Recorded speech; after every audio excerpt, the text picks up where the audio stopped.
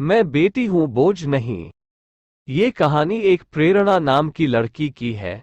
जब उसका जन्म होने वाला था तब उसके दादा दादी और घर के रिश्तेदार जश्न की तैयारी कर रहे थे, क्योंकि उन्हें लगता था कि लड़का होगा, पर ऐसा नहीं था, लड़की हुई। जब लोगों ने उसे देखा और जिस नाम से उसे पुकारा वो था कुलक्ष्मी।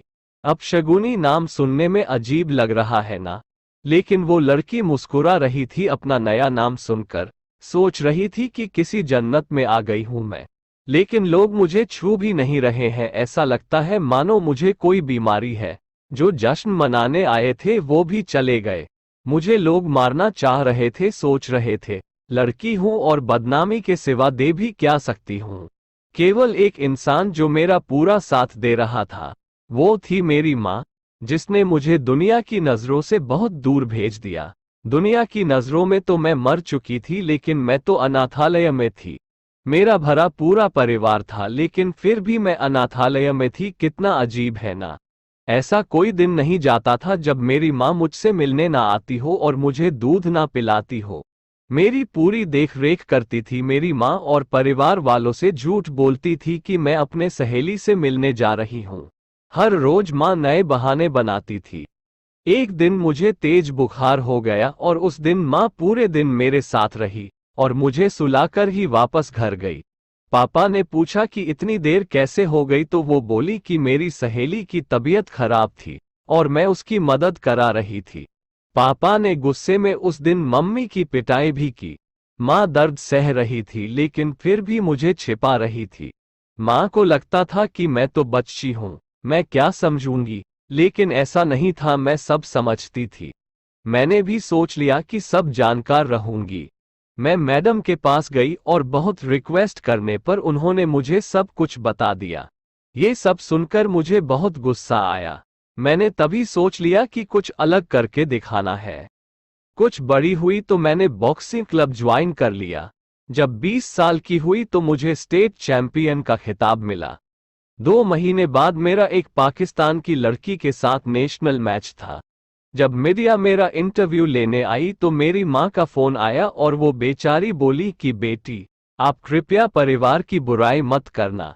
मुझे तो हंसी आ रही थी कि मेरी माँ आज भी अपने परिवार को बचा रही थी।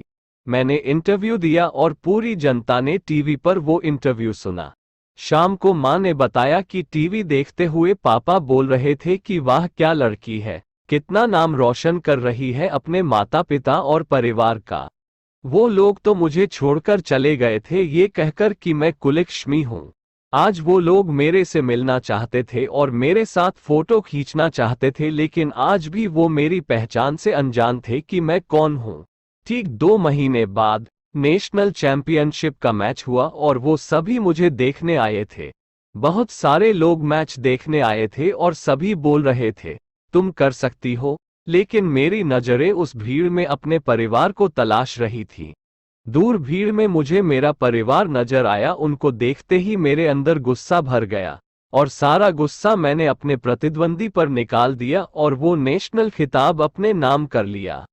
फिर क्या, सभी मुझे पहचानने लग गए। लोग मुझसे मेरे परिवार के बारे में पूछने लगे।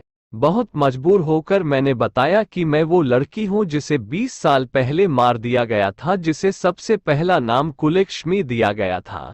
मेरे पूरे परिवार की आंखें नम हो चुकी थीं। तभी दूर भीड़ में से भागकर कोई मेरे पास आया और मुझे बेटी कहकर पुकारा।